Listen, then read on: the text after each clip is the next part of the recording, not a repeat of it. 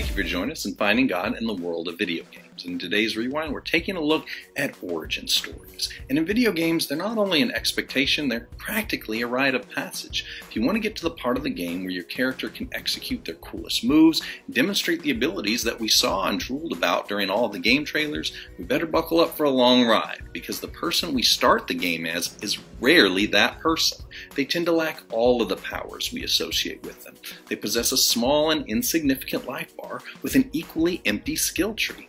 They can typically scarcely hold their own in a fight with a common street thug when we first get started.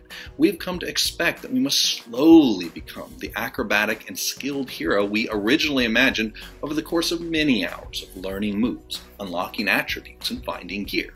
And if we have persevered, by the end of the game we just might look like, act like, and fight like the superhero we planned on playing as for the last 20 hours. But after many years of this same pattern in video games, Insomniac took the bold move to shoot a string of web and swing right past the expected origin story of Peter Parker, and they gave us a fully capable, combat-ready, mature-ish Spider-Man for their first foray with this license. And it's a move that was received very warmly and enthusiastically across the board, as critics and gamers alike reveled in the simple joy of having a ready-made Spider-Man. Just add control. I mean, after all, who wants to play out sequences where Peter can't quite get the grip of shooting webs and destroys everything in his bedroom, or slams into buildings repeatedly as he works on his timing? I think we would all gladly skip past the tedious amount of research needed to formulate his webbing solution. And honestly, only someone truly heartless would want to once again fail to reach Uncle Ben in time, just because we are foolishly exploiting our powers for personal gain. The truth is, origin stories are messy, they're painful, they're full of mistakes and embarrassing moments that nobody really wants to relive. It's ever so much easier to take on the life of our hero once they've moved past all of the drama, the awkwardness, the trials, and the scarring that accompanies the beginning of their journey.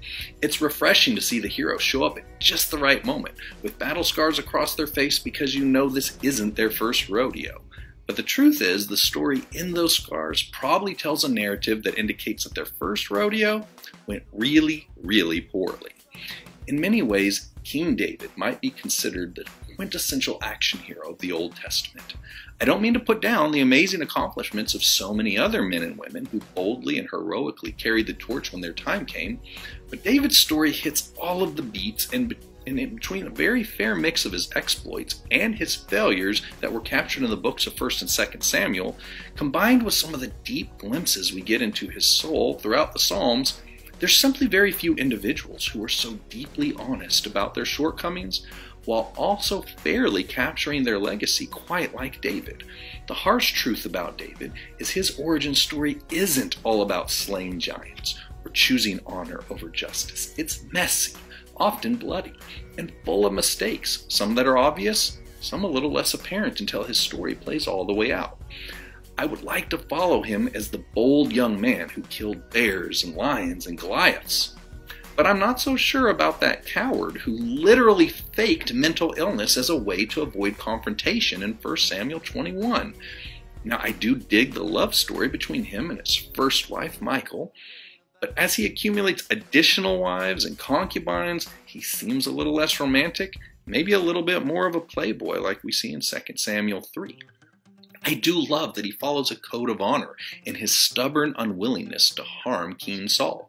But then he allows a man like Joab, who was his nephew, to be his right-hand man and captain of his army, in spite of the fact that he clearly demonstrated a lack of fitness for the position over and over and over again, and often contradicted David's guidance, murdering Abner, David's own son Absalom, Uriah the Hittite, and was eventually put to death by David's son Solomon for all of these crimes.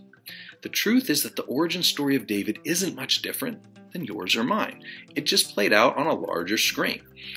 But it is in those very origin stories that he becomes the man who unites Israel and conquers Jerusalem. Was he flawed? Absolutely. Morally compromised? unfortunately very often. In our day and age, he would have been massacred on the internet. He had been forced to delete his Twitter. He would have had to make his Facebook private. He'd probably been recorded by TMZ on his rooftop scoping out Bathsheba. But without these failures, he would not have been able to write the many psalms that we reach out to in moments of crisis and often utilize as prayers when our own words fail us.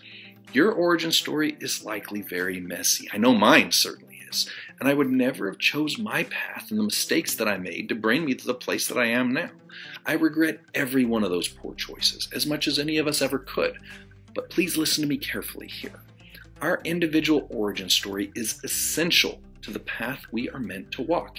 Even if those decisions had negative repercussions, it does not make them good or right, but they were still a required component of the path necessary to reach our current destination.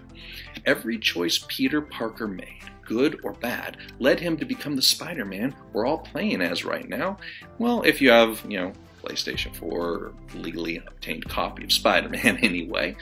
It's awesome to get to suit up as this seasoned and capable Spider-Man, but the truth is, we don't typically get to start out that way in life. Nobody does. It is through the missteps, the accidents, and even the brazen failures that we learn to be the hero that someone else will need. Whether we wear our battle scars physically or buried deep in a place no one else can see, it is your origin story that will be what connects you to someone else in need. Don't be ashamed from it. Don't hide from it. Don't run from it. Simply be the person who lived it, survived it, is here to fight another day. Embrace the Spider-Man that you are now, even if the path you took to get here was not optimal. You cannot undo the past any more than Peter can bring back Uncle Ben. But what you can do is start using your powers for God's glory. You can stand up for those who are in need. You can empathize with those who have failed and point them back on the correct path. We can stop regretting how we got here and start figuring out what we're supposed to be doing here. That spider bite that should have been fatal may have been what placed you on the path of your true destiny all along.